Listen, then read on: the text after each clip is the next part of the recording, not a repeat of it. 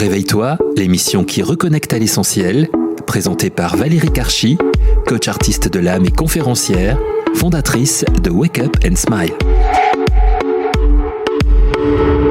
Mes très chers auditeurs, bonjour, je suis ravie de vous retrouver pour un nouvel épisode de votre émission Réveille-toi, qui a pour vocation d'éveiller, de réveiller des dimensions encore insoupçonnées en vous. Alors aujourd'hui, j'ai l'immense plaisir d'accueillir dans nos studios parisiens, une jeune femme dynamique, intensément vivante, qui a décidé de transmettre le message suivant. Chaque jour, à travers ses écrits et ses accompagnements, tu as le droit d'être qui tu es au-delà des limites. Et c'est ainsi que tu atteindras ta version du succès. Yeah. Écrivain, philosophe et chef d'entreprise, également conférencière, elle ouvre le passage, la voie, de façon à ce que ceux et celles qui la suivent puissent vraiment prendre en compte son mot d'ordre, être soi suffit. Aujourd'hui, on va parler de son livre du même nom, qui vraiment insuffle toute personne à créer sa vie en étant soi.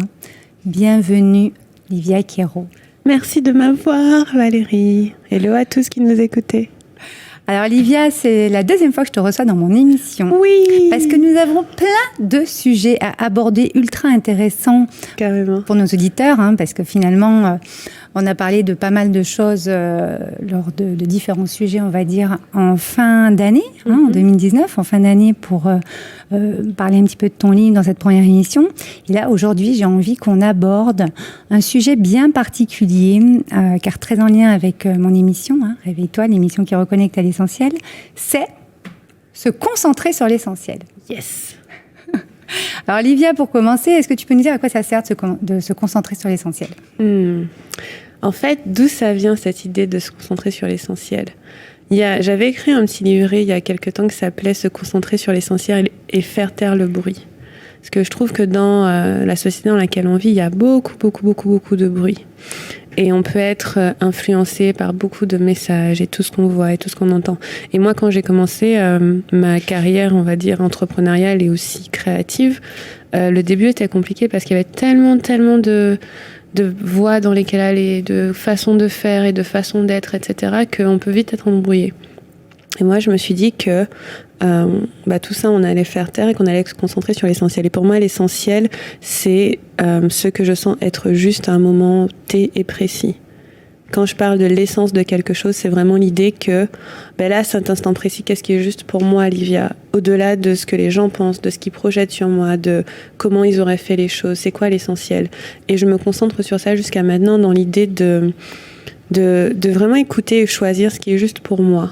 Et après, en termes de comment je fonctionne, je suis assez simple dans le sens où, même si on ne dirait pas qu'on me suit, il y a beaucoup d'informations, n'est-ce pas ? Toujours très structuré, Voilà, il y a beaucoup d'informations, mais c'est vrai que j'ai beaucoup de simplicité dans la façon dont je fais les choses. Donc tu vois, je m'habille de manière simple, j'aime les blocs de couleurs, j'aime les lignes, j'aime les choses organisées. Je suis un petit peu bordélique, mais par exemple, je déteste quand les choses sont pas alignées. Tu vois, j'ai ce côté très simple dans ce que je fais parce que j'aime pas le superflu. Parce que pour moi, le superflu m'embrouille le cerveau. Et donc, tu vois, quand je vais écrire un texte, au fil des années, j'ai remarqué que ce qui avait évolué beaucoup, c'était sa précision. C'est que j'essaie de dire ce qui doit être dit et pas tellement plus et pas moins. Et pour moi, l'essentiel, c'est ça. C'est vraiment se concentrer sur ce qui est juste à un moment T, qu'est-ce qui est présent, qu'est-ce qui est là.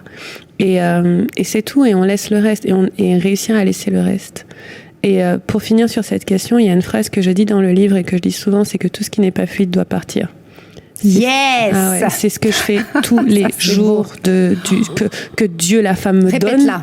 Tout ce qui n'est pas fluide doit partir. Tout ce qui n'est pas fluide doit partir. Il n'y a rien de pas fluide dans ma vie.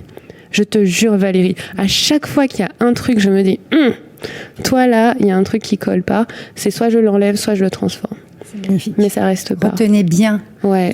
Et ça, c'est vraiment un apprentissage. Et c'est pas facile parce que pour moi, l'alignement vient par le tri. Tu vois, on parle d'alignement en développement personnel. Je trie. Et donc, par exemple, récemment, j'ai fait le tri de tous mes programmes. J'en ai une 30aine. lesquels on garde, lesquels on archive. Quand je dois lancer quelque chose, qu'est-ce qu'on garde, qu'est-ce qu'on met de côté? Dans mes relations, quelles relations fonctionnent, lesquelles fonctionnent pas? Est-ce qu'il y en a que je dois laisser de côté ou est-ce qu'il y en a que je dois transformer? Tu vois, parce que des fois, c'est des nœuds qu'il faut transformer. Par contre, si c'est pas fluide, je l'accepte pas dans ma vie. Tu vois.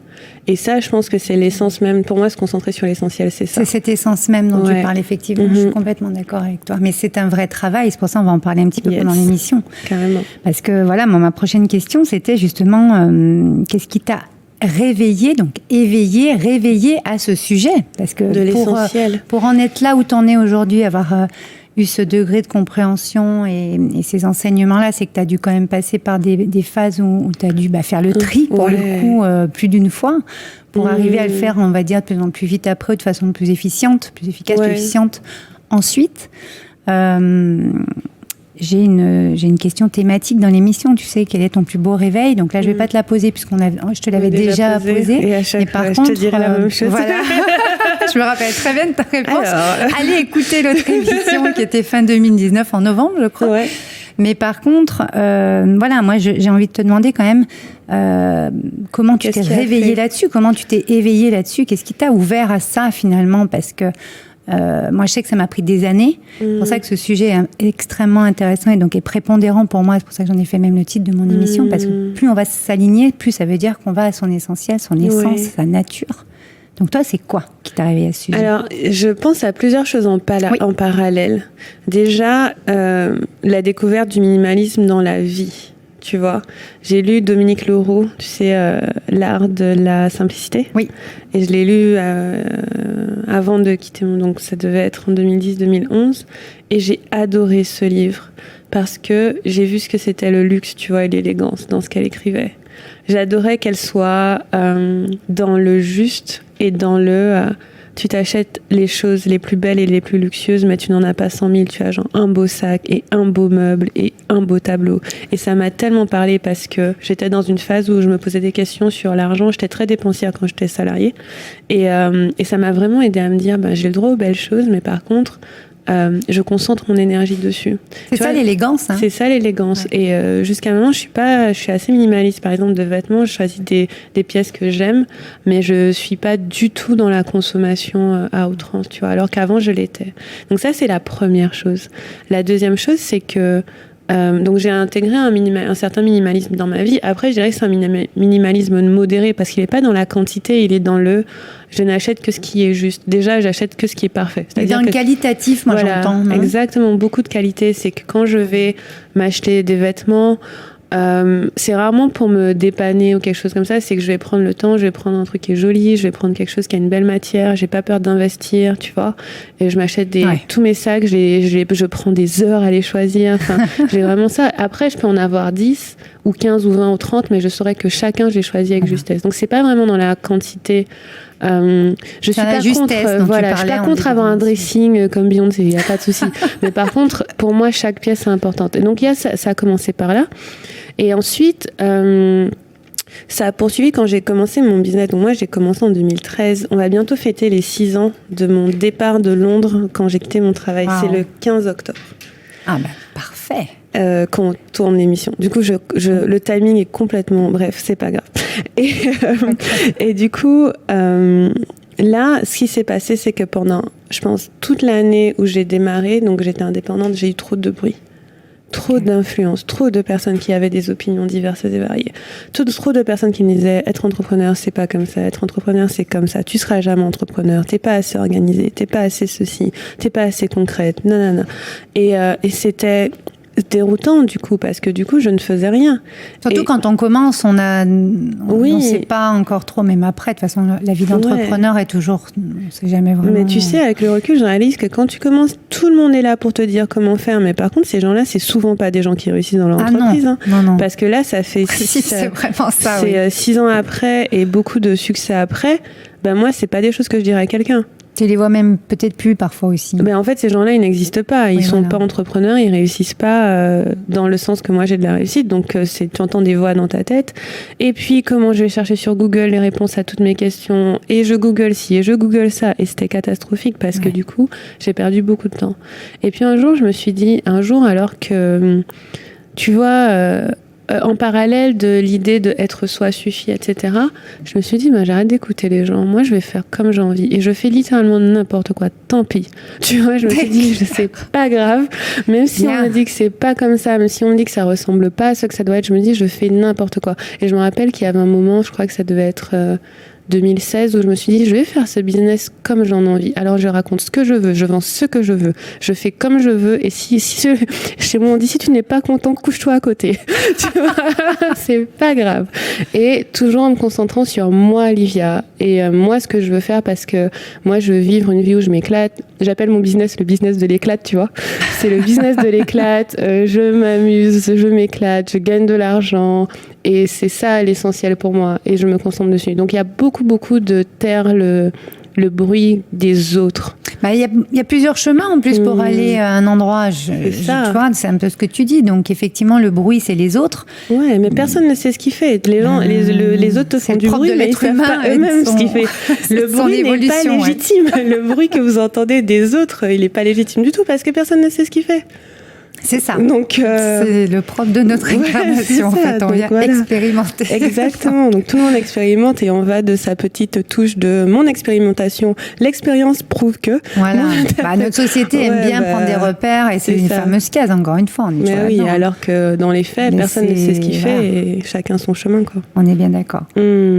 Ok, donc toi, c'est vraiment ça qui c'est le bruit des autres finalement qui t'a permis de te réveiller, de te dire bon, ok, moi je suis maintenant ce que j'ai envie, parce que moi j'ai vraiment envie qu'on parle de cette envie. Yes.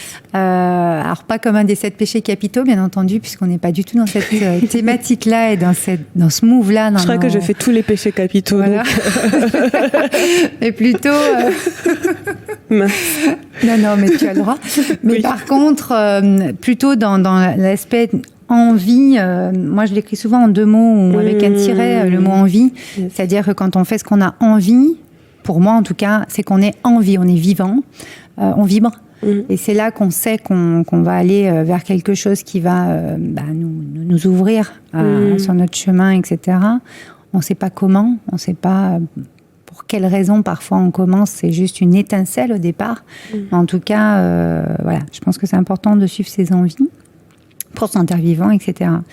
Donc, justement, toi, t'en parles dans ton livre, Être soi suffit, créer sa vie en étant soi, aux éditions Erol. Donc, tu nous parles de minimalisme, nous en parlions tout à l'heure. Là, j'avais envie de parler un petit peu du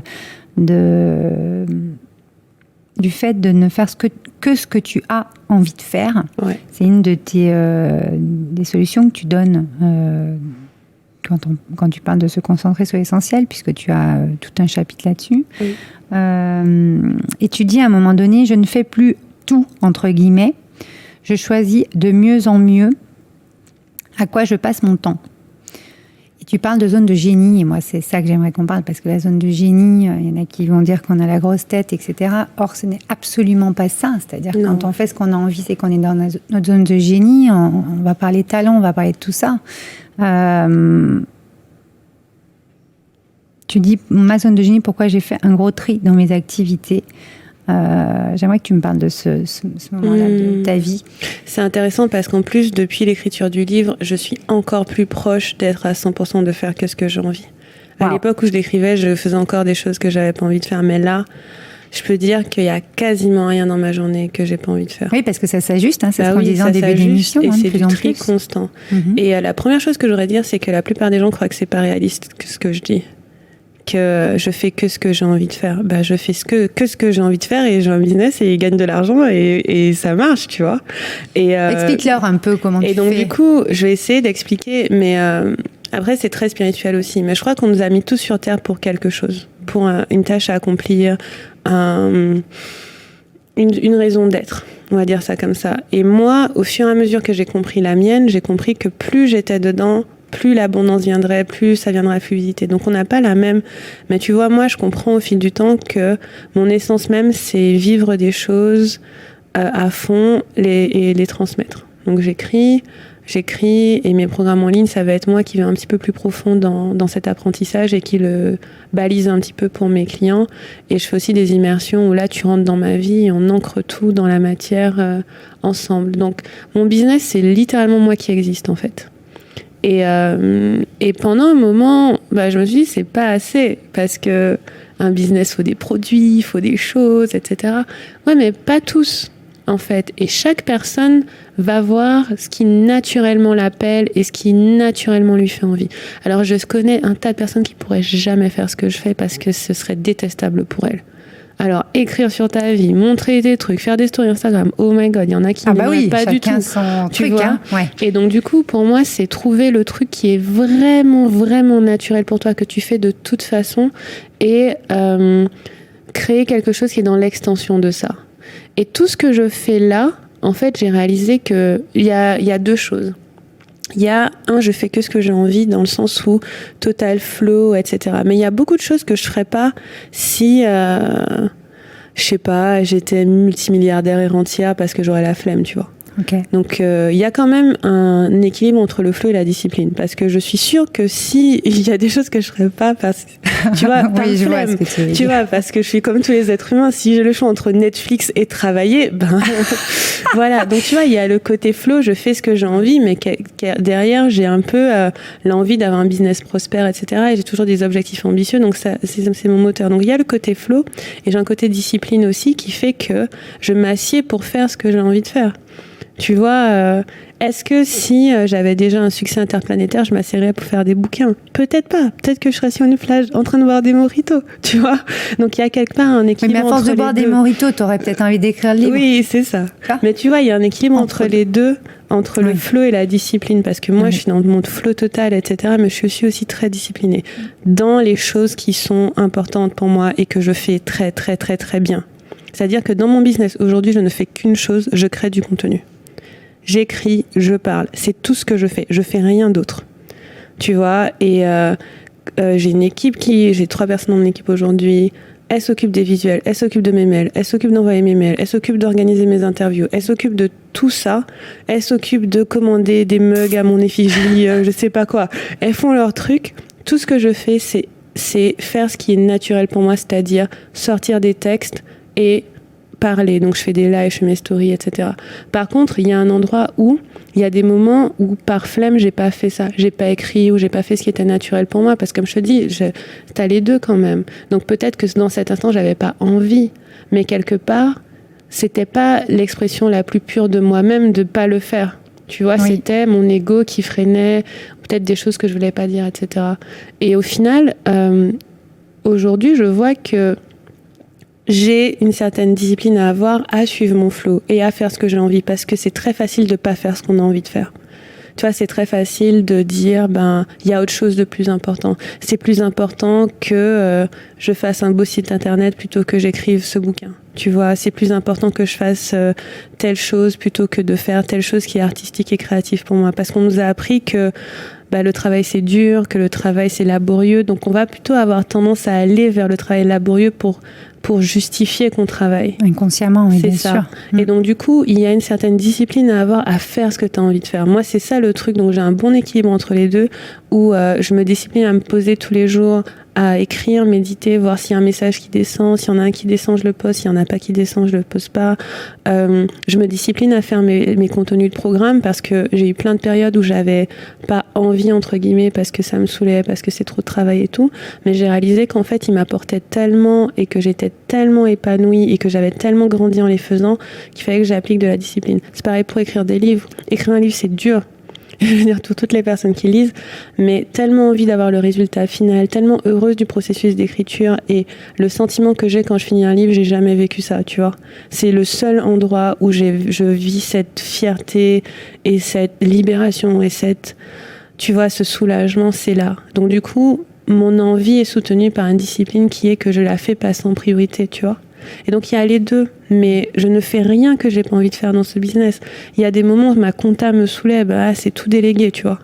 C'était, je sais pas si mon comptable écoutera ça, mais j'ai une très très bonne équipe comptable, mais mais moi je devais par exemple fournir des choses et tout, et c'était laborieux pour moi. Du coup j'ai délégué à mon équipe, j'ai fait confiance, tu vois.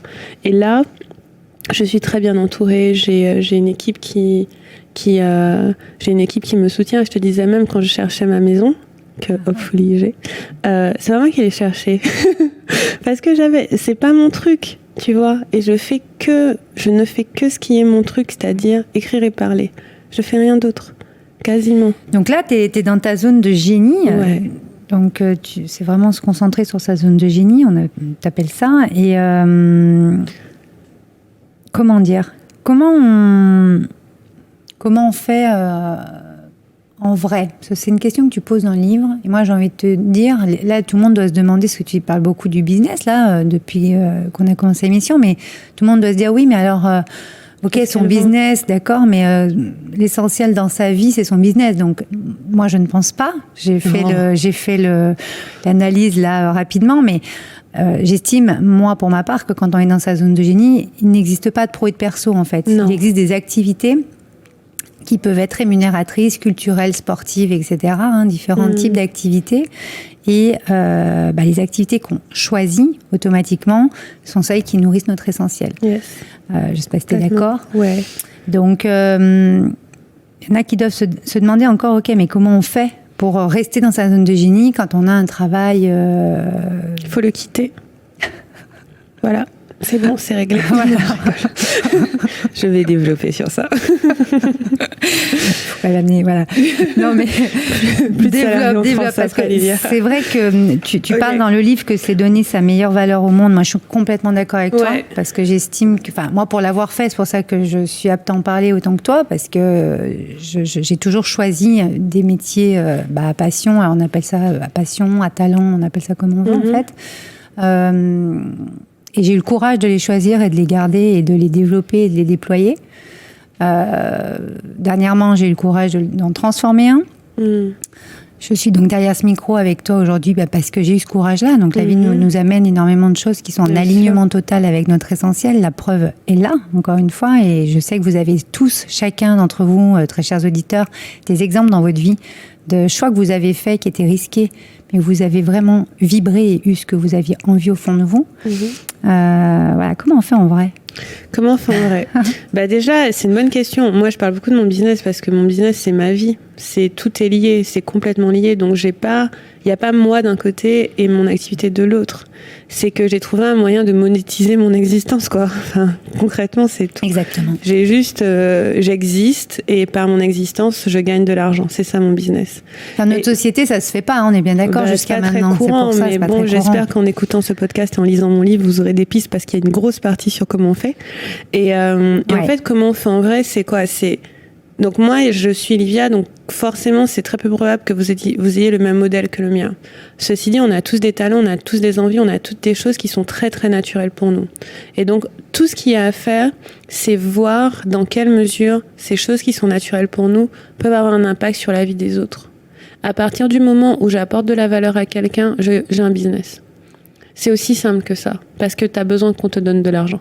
Mais ça, justement, c'est le sujet de notre prochaine émission qui va passer d'à peu près un mois. Donc, vous pourrez l'écouter parce qu'on va parler de cette valeur de vendre avec amour, etc.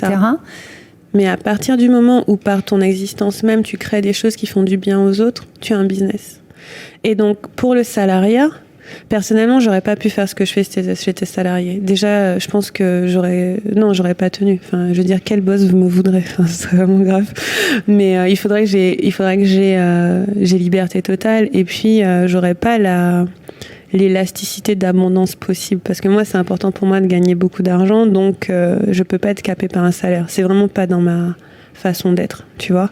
Donc, ceci dit, il y a des personnes pour qui le salariat, c'est bien, c'est l'idéal. Voilà, chacun est différent, je suis d'accord. Donc, même dans ce cadre-là du salariat, trouver un métier où vous pouvez être dans l'expression la plus pure de vos talents. C'est-à-dire, vous y allez, vous existez et ça suffit. Et il y a des métiers comme ça. Ah oui, et puis il y en a beaucoup qui ont des transitions professionnelles, justement, depuis quelques temps, c'est à profusion. C'est super. Par exemple, moi, j'ai été formée en développement web, j'ai appris à développer des sites, j'adorais.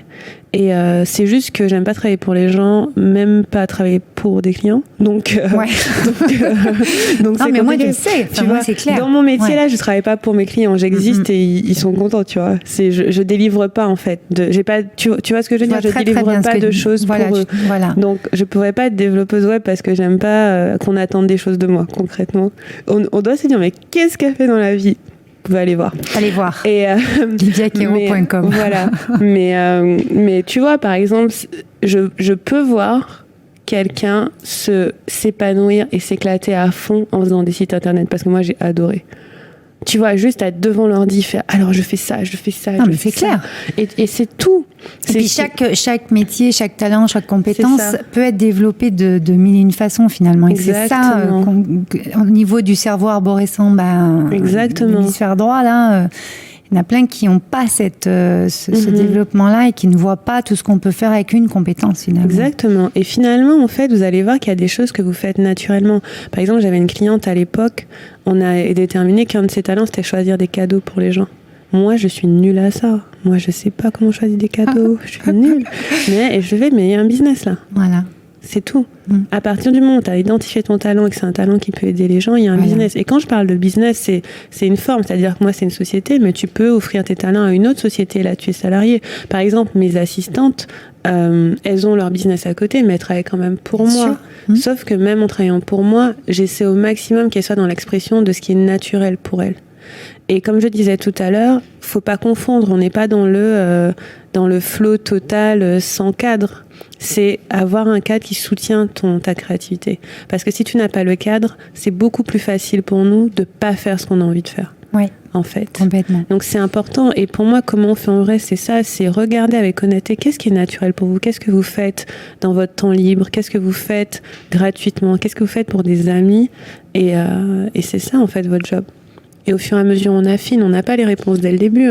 Ça prend parfois des années pour enlever le superflu à chaque fois et faire taire le bruit extérieur et se concentrer sur l'essentiel, comme on disait. Exactement, Livia. Merci beaucoup. Oui.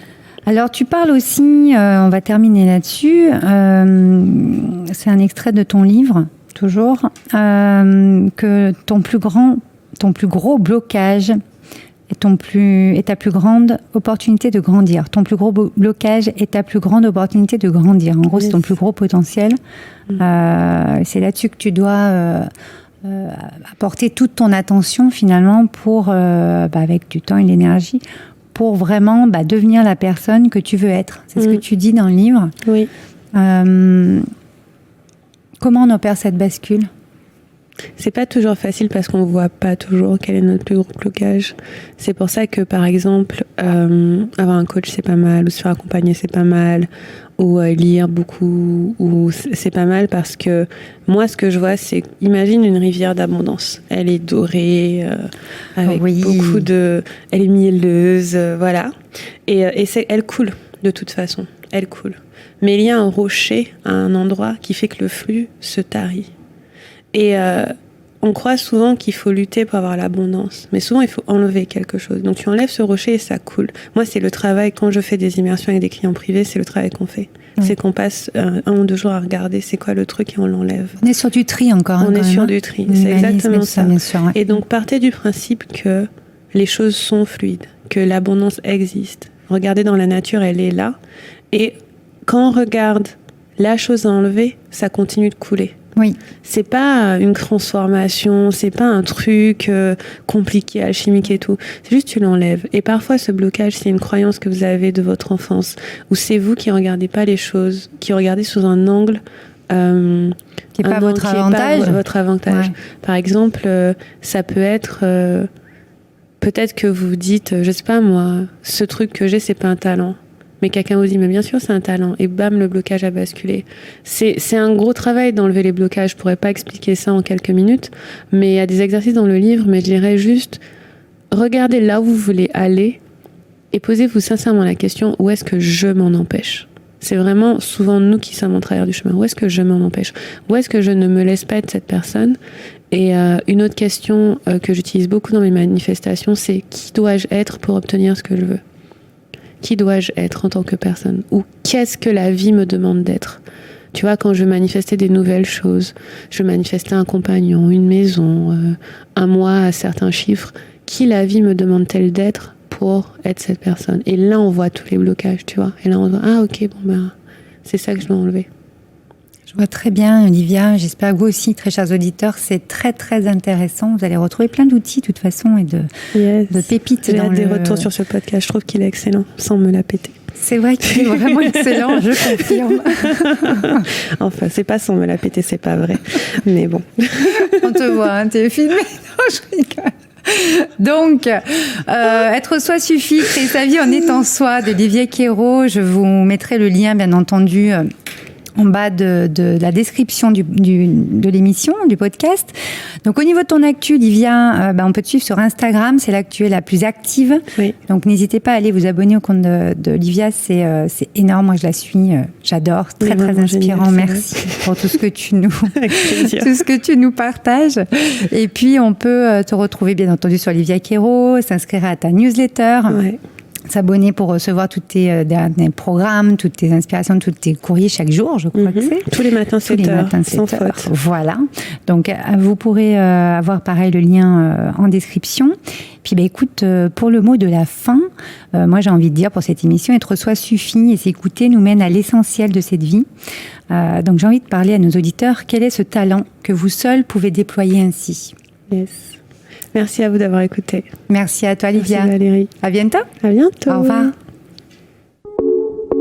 Réveille-toi, l'émission qui reconnecte à l'essentiel, présentée par Valérie Karchi, coach artiste de l'âme et conférencière, fondatrice de Wake Up and Smile.